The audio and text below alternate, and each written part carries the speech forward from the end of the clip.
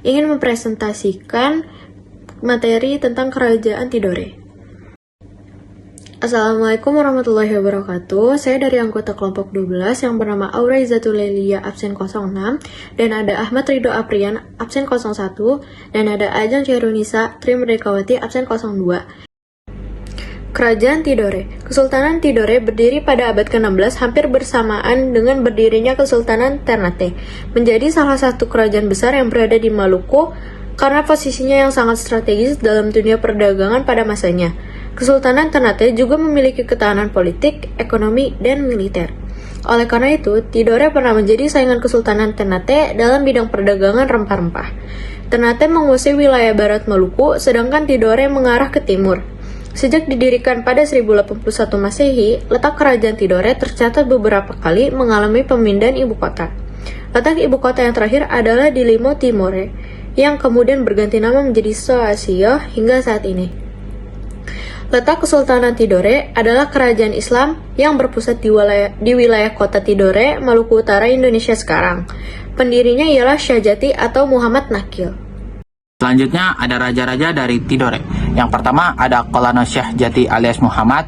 Yang kedua ada Kolano Bosama Wage. Yang ketiga ada Kolano Syuhud alias Subu. Yang keempat ada Kolano Bali Bunga. Yang kelima ada Kolano Duko Adoya. Yang keenam ada Kolano Ki Matiti. Yang ketujuh ada Kolano Seli. Yang kedelapan ada Kolano Matagena. Yang kesembilan ada Kolano Nurdin. Yang ke-10 ada Kolano Hasan Syah. Selanjutnya ada Sultan dari Kerajaan Tidore. Yang pertama ada Sultan Ciriliyati alias Jamaluddin. Yang kedua ada Sultan Al-Mansur. Yang ketiga ada Sultan Amiruddin Iskandar Zulkarnain. Yang keempat ada Sultan Kiai Mansur. Yang kelima ada Sultan Iskandar Sani. Yang keenam ada Sultan Gapi Baguna. Yang ketujuh ada Sultan Mole Majimo alias Zainuddin. Yang kedelapan ada Sultan Ngora Malomo alias Alanuddin Syah. Yang ke-9 ada Sultan Gorontalo alias Zainuddin. Yang ke-10 ada Sultan Saidi. Yang ke-11 ada Sultan Molai Mangiau alias Malikidin. Yang ke-12 ada Sultan Saifuddin alias Zoikota. Yang ke-13 ada Sultan Hamzah Fahruddin. Yang ke-14 ada Sultan Abdul Fadil Mansur. Yang ke-15 ada Sultan Hasanuddin Kaicil Garcia. Yang ke-16 ada Sultan Amir Bifoldil Aziz Muhyiddin Malikul Manan. Yang ke-17 ada Sultan Muhammad Mashud Zamaluddin. Yang ke-18 ada Sultan Patra Alam.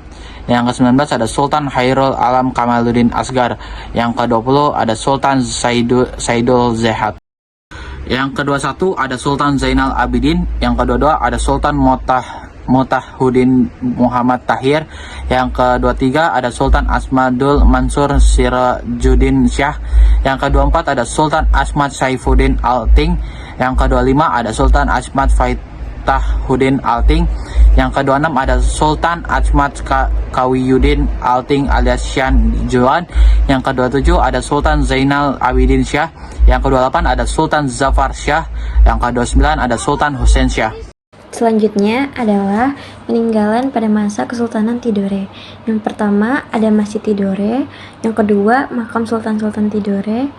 Yang ketiga ada Benteng Tahula. Yang keempat Benteng Tore.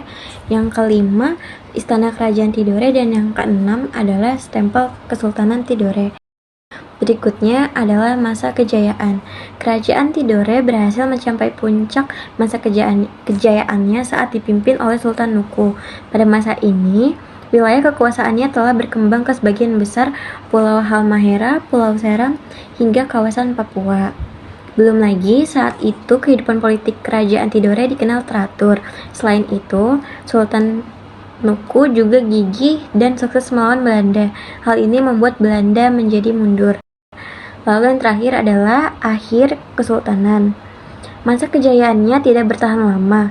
Sultan Nuku dikabarkan wafat pada 1805 Masehi, dan sejak itu Belanda kembali mulai mengincar Kesultanan Tidore. Saat itu juga Spanyol dan Portugis melakukan politik adu domba demi memonopoli daerah penghasil rempah-rempah tersebut. Kemunduran dari Kerajaan Tidore pun semakin terlihat. hingga akhirnya Kesultanan Tidore pun berhasil jatuh ke tangan Belanda. Nah, itu dia dari presentasi kelompok kami. Kurang lebihnya mohon maaf. Wabillahi taufiq wal hidayah. Wassalamualaikum warahmatullahi wabarakatuh.